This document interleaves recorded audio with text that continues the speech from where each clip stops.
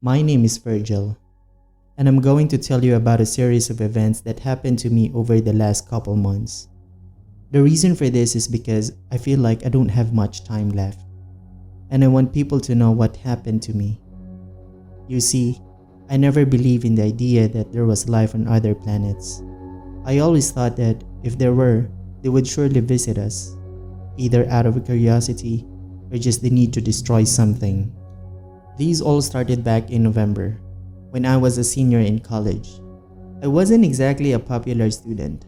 The only people who I could consider friends were a freshman named Cody and another senior named Yuri. Cody has always been a really shy person. He has pretty poor social skills and he sort of just latched onto me. I didn't really mind, because I know what it feels like to be shy. Yuri, on the other hand, is sort of the opposite of Cody. He's a social butterfly, for a lack of a better word. He wants to be friends with everyone he meets, which kind of leads him to annoying people, because he never really stops trying. It was a pretty normal day. I went to my classes and hang out with Cody and Yuri. We were talking in the halls when I found a pamphlet on the wall. It was an advertisement for a program that needed volunteers for a special project. It said that you would earn extra credit for participating and be paid $500. What the project wasn't really described in the pamphlet, but it had me interested nonetheless. A little extra credit and some money didn't sound bad, so I looked at the location, and it was a part of the school that I never heard of before. My college wasn't huge and went by zones. Zone 1 was where the dorms were. Zone 2 was for classes. And Zone 3 was where everyone went to eat lunch. The pamphlet said Zone 4, which I never knew existed. A couple hours later, I tried to look up Zone 4 in my college, and I managed to find an old map in the library that mentioned the area. It said that Zone 4 was about a mile out from my college, which was strange. Why did they add this area so far away from the campus? I didn't think too much about it, so I got ready and got on my bike. It was about 5 p.m. when I reached the area. It didn't really look like a college campus. It looked more like a lab of some sort. It was a relatively large building with a giant antenna on the top. There was a car parked out front and 3 people standing by the entrance. One was a woman who looked pretty short. She had long black hair and green eyes and seemed pretty nervous. The second was a man who was the tallest of all of us. He had short brown hair and blue eyes and a slim figure. And finally there was another guy. He was around my height and was bald. He was the strangest of the group. He had gray eyes and he looked at the other 2 with a suspicious look. It seemed like he didn't trust anyone. He stood away from the others and looked at me with a dead expression on his face. I got off my bike and walked to the 2 and introduced myself. "Hi, I'm Lily," the woman said in a nervous tone. She didn't look at me when she talked. Her voice was really soothing. "Hey, I'm Alex," the tall man said while shaking my hand. He seemed like a decent person and he had a confident vibe to him. I asked about the bald guy and Alex told me that his name is Quinn and not to pay any attention to him. He keeps to himself mostly and he hasn't even said a word to anyone. About 5 minutes pass and someone opens the door and tells us to come in. We all walked in and looked around. The first floor was the reception area. It was a somewhat rundown looking area with a desk and an old looking computer on top. The walls were a depressing gray and the floors were white tile. There were no windows except for the door, and the lights weren't very bright. The person who told us to come in was the secretary. She was a tall woman with a curly blonde hair and a somewhat uneasy smile. It was almost like she was hiding something. She told us in a cheaper voice that the head of the project would be here shortly and to wait here. We all nodded our heads and waited about 15 minutes. There was a somewhat disturbing aura to this whole thing. I couldn't put my finger on it at the time. The head finally arrived, and we were greeted by a short man in a lab coat. He looked to be in his mid-40s and had a black beard. His eyes were piercing and he was missing a hand. "Hello, my name is Dr. Popowitz," he said in a cheerful tone. His voice was deep and rough. "Thank you all for participating in Project Orion. The purpose of this project is to prove that we are not alone in the universe, that somewhere deep within this solar system, there is a civilization of beings who we will welcome with open arms." He was really passionate about what he just said.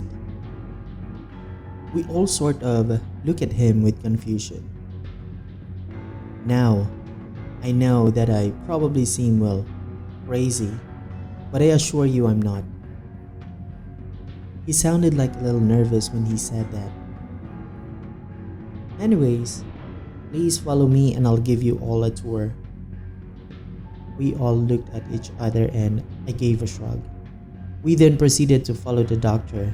He showed us around the complex, telling us about the various rooms and gave a little insight into his life. He had been looking for signs of extraterrestrial life for over 25 years, and he believes he finally might be into something, and he's going to need help. Of course, I thought that this guy was out of his mind, but hey, a little money couldn't hurt. After showing us around, he finally stopped in a large room. There were monitors everywhere and some kind of radio, it looked like, in the center of the room. "And this is where you'll be helping me. It's pretty easy work. You all will be watching these monitors for 3 days.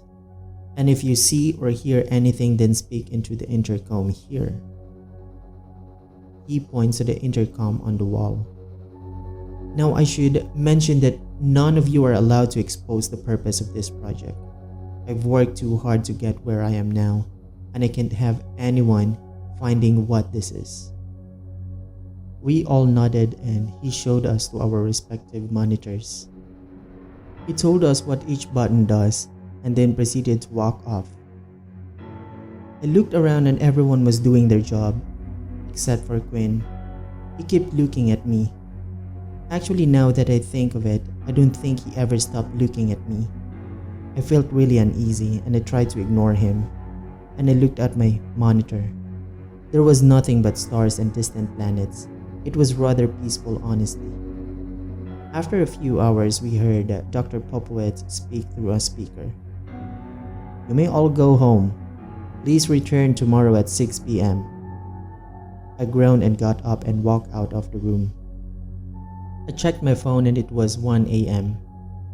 I was getting pretty tired, so began to go back to my dorm. As I was walking out, I saw Quinn staring at me again. I got annoyed and asked him why wouldn't he stop looking at me. He didn't reply. He just kept looking. For a second, I could have sworn his eyes changed colors. I got fed up and walked out of the building. Nothing happened on the second day. It was the final day when it actually happened. I still remember the exact time and date. November 30th at 11:21 p.m. I was looking at my monitor when suddenly a weird noise started up. It was garbled.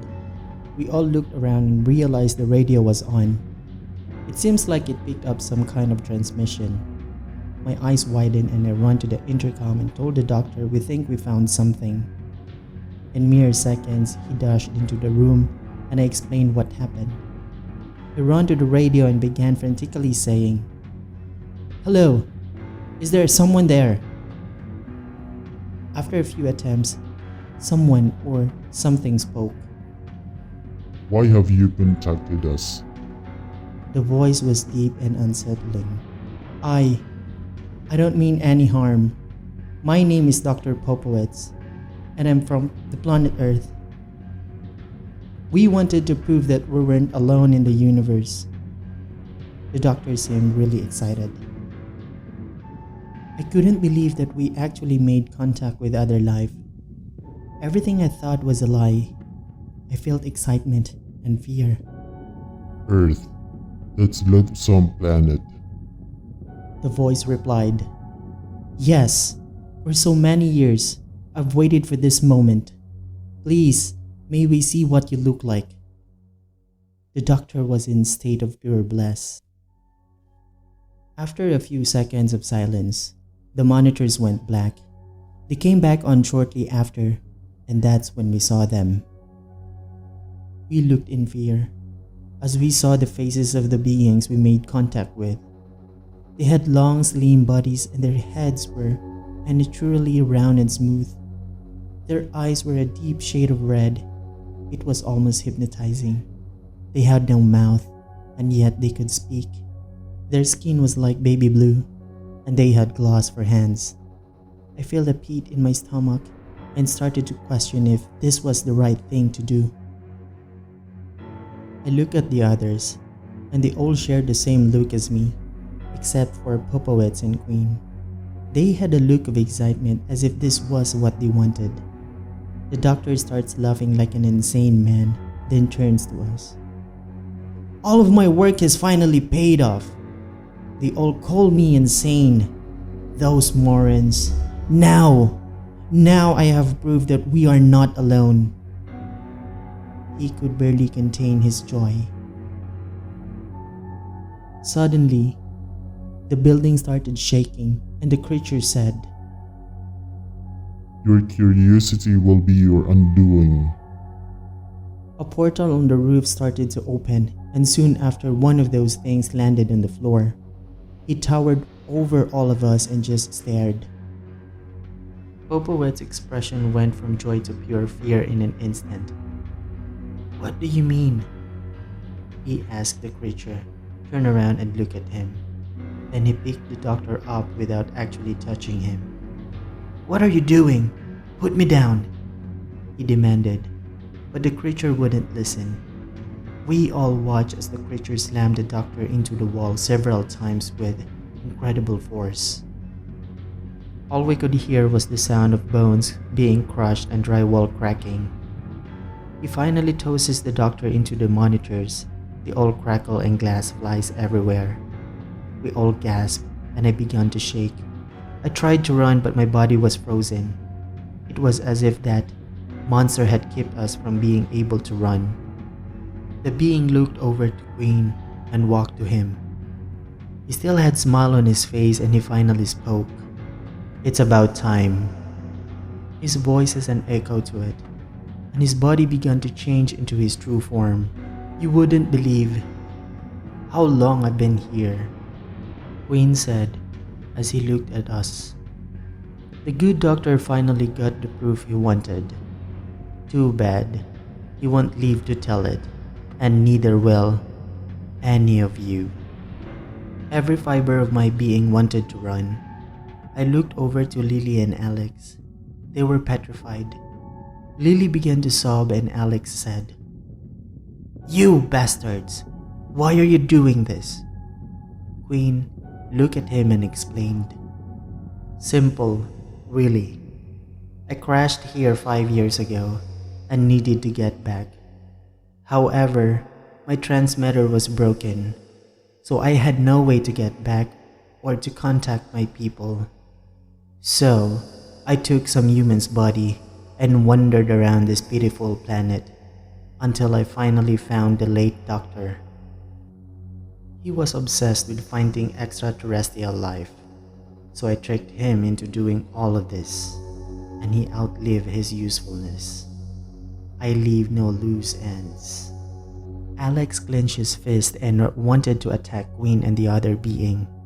He ran towards them, but before he could even land a finger on one of them, they grabbed him and began to slowly rip him apart. Lily began screaming and she ran out of the room. I followed her. All we heard was the sounds of screaming and flesh being ripped apart. The lights went out and we were left in total darkness. Lily was panicking and I tried to calm her down. Those things, they just killed him without a second thought. Lily was on the verge of hyperventilating, and I couldn't blame her. I was trying to control my fear, but it was getting harder every second. I looked past Lily's shoulder, and I saw 2 pairs of red eyes. "Oh God! Lily, we need to run now!" I told her as I grabbed her hand and pulled her with me. I didn't know where I was going, but I was in a pure survival mode. We just run and run in what felt like an endless maze of corridors. But every second I run, the closer those things felt to me. After what felt like an eternity, I saw an elevator light. I told Lily to follow me, and we ran to the elevator and pressed the button as fast as we could. "Come on! Come on! Come! Hurry up!" I was breathing heavily, and so was Lily. The elevator finally arrived and we ran in. However, as the door was about to close, one of the creatures grabbed Lily and pulled her out. All I heard was her screaming as the door closed, and it took me to the first floor. I tried to take a moment to calm myself, but I couldn't. I thought I was going to die here, that they would be on the first floor waiting for me. The elevator pinged, and the door slowly opened. I was glad to see the exit sign above the front door. I ran as fast as I could to the exit, and with all my strength, I slammed the door open and fell into the ground. I wasn't even thinking. I just run and run and run. I even left my bike. I somehow managed to escape from there, but I was the only one, the sole survivor. After what felt like forever, I finally made it to my dorm. As soon as I opened the door, I passed out and didn't wake up for several hours. When I did wake up, I was in the nurse office. Cody and Yuri were by my side, and I never felt so glad to see them. They asked me what happened, and I told them what happened. About Popowitz, the creatures, Lily and Alex. They thought I was crazy, but I told them I'm telling the truth and I would even show them. After I was better, I told them that I would show them some four, and we got into Yuri's car and drove there. What I saw shocked me. The building was gone. There was no trace of it, just trees. They asked me if I got the right direction, and I told them I know this is where Zone 4. It was like there was never anything there at all. Yuri told me I must have just imagined it or something, and we drove back to my college. No one believed me, but I know what I saw. Weeks went by and I still had nightmares about what happened. I could still see the faces of those things. I could still hear the screams. I even hear them taunting me. Their voices echoed in my mind. I felt like I was going to go insane. I finally had enough and I wanted to get away from everything. So I decided to drop out of college and just move away, and surprisingly it worked. I didn't have nightmares or anything. I didn't even hear their voices until a couple days ago, that is. I mentioned earlier that the reason I'm writing this was because I felt like I didn't have much time left until they found me. Well, they did. I started hearing the voices again, and I saw flashes of me dying in various gruesome ways. I should have known there would be no escape. Even as I type this out, I can hear their voices echo in my head. Believe me or don't, it doesn't matter anymore. I'll see you soon, Queen.